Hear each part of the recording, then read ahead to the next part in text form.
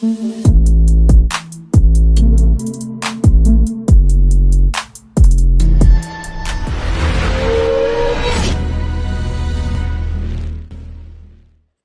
ស្តីបងប្អូនទាំងអស់គ្នាថ្ងៃនេះខ្ញុំមកបង្ហាញអំពីរបៀបនៃការបុកស្លឹកអំពិលជាមួយនឹងកំពឹសចាអញ្ចឹងគ្រឿងផ្សំសំខាន់នោះគឺរួមមានចាគឺខ្ញុំមានកំពឹសនេះបងប្អូនហើយនេះគឺស្លឹកអំពិលហើយវាសបល់រាងខ្មៅនេះគឺដោយសារខ្ញុំដាក់ក្នុងទូទឹកកកចាហើយខ្ញុំមានខ្ញីមួយដុំមើមខ្ទឹមសមើមខ្ទឹមក្រហមហើយនឹងម្ទេសមួយផ្លែបើសិនជាបងប្អូនចូលចិត្តហើយខ្លាំងបងប្អូនអាចដាក់ម្ទេសច្រើនជាងនេះចាហើយនេះគឺម្សៅស៊ុបខ្នុរស្ករសហើយនឹងទឹកត្រីអញ្ចឹងសូមរងចាំទស្សនានៅការធ្វើទាំងអស់គ្នាចាអញ្ចឹងជាដំបូងនេះគឺខ្ញុំរៀបចំដាំទឹកបងប្អូនដាំទឹកធម្មតាហ្នឹងគឺខ្ញុំដាំឲ្យពុះដើម្បីខ្ញុំស្រុះកំពឹសនឹងបើសិនជាបងប្អូនអត់ចង់ស្រុះក៏បានដែរប៉ុន្តែខ្ញុំចង់ឲ្យវាឆ្អិនបន្តិចចាឥឡូវទឹកពុះហើយខ្ញុំចាក់កំពឹសចូលចាក់តាមមួយភ្លុកឯងបងប្អូនហើយខ្ញុំបញ្ញាប់ស្រង់ចេញវិញកុំទុកឲ្យវាឆ្អិនពេកចាអញ្ចឹងខ្ញុំស្រង់ចេញវិញហើយ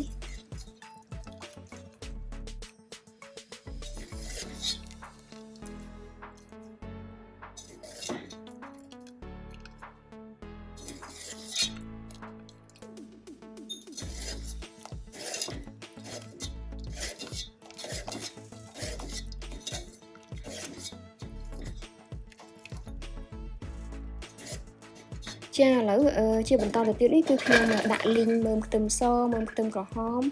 ហើយនឹងម្ទេសយើងលីងឲ្យវារៀងឆ្អិនប្រៃសបល់ទៅរៀងខ្លោចតិចទេបងប្អូនសិមយើងយកទៅបុកចាអញ្ចឹងខ្ញុំលីងបែបនេះមួយសន្ទុះបងប្អូនរហូតដល់វាមានក្លិនឈ្ងុយ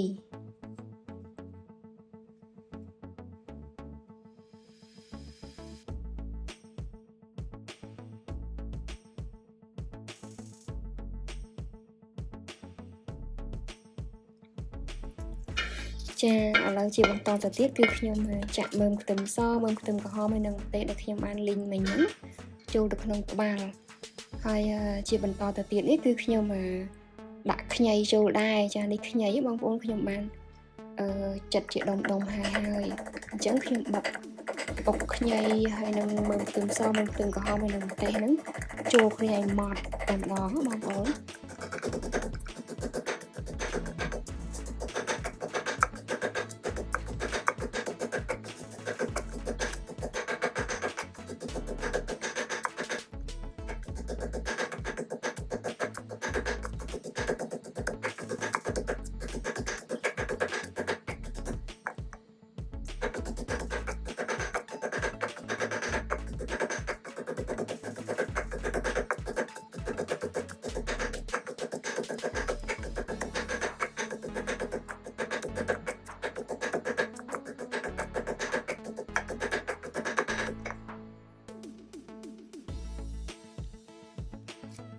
ចាអញ្ចឹងជាបន្តទៅទៀតគឺខ្ញុំដាក់ស្លឹកអំពិលចូលតែម្ដង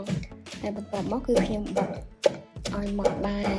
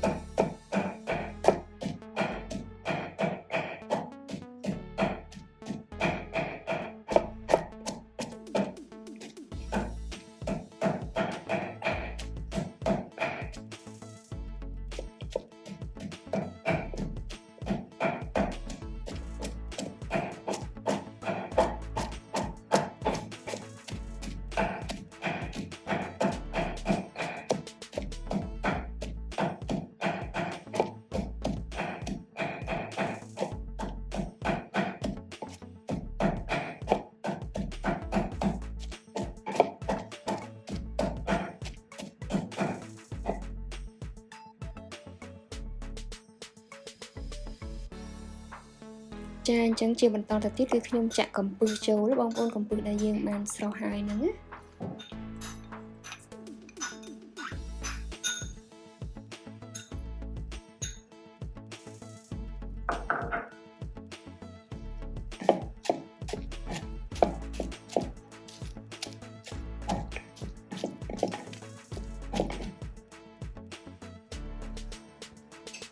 ចាអញ្ចឹងជាបន្តទៅទៀតនេះគឺខ្ញុំដាក់ទឹកត្រីចូលបងប្អូននេះគឺទឹកត្រីនឹងខ្ញុំប្រើមួយកូនស្លាបព្រាបង្អែមហើយម្សៅស៊ុបខ្នុរខ្ញុំប្រើកន្លះស្លាបព្រាបង្អែមចាហើយស្ករសនេះគឺខ្ញុំប្រើមួយស្លាបព្រាបង្អែមចាអញ្ចឹងជាបន្តទៅទៀតនេះគឺខ្ញុំនឹងបុកឲ្យលាយឡំគ្នានេះតែម្ដងយើងបុកឲ្យម៉ត់តែម្ដងបងប្អូនហើយបើបងប្អូនមិនចង់ឲ្យម៉ត់ពេកឲ្យវាជានៅដុំៗហ្នឹងក៏បានដែរ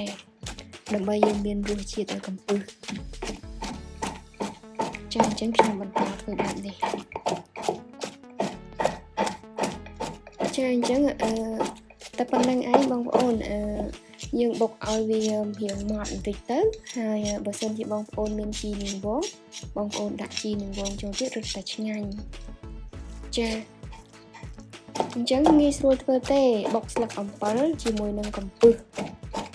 នេះគឺក្នុងករណីដែលយើងអត់មានផ្លែអំពិលបងប្អូនអត់មានក្តាប់អំពិលទៅទូចអញ្ចឹងខ្ញុំប្រើស្លឹកអំពិលជំនួសតែម្ដង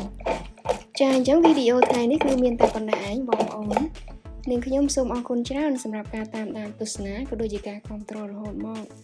ហើយក៏សូមអភ័យទោសផងដែរនៅរាល់កំហុសឆ្គងទាំងឡាយអរគុណ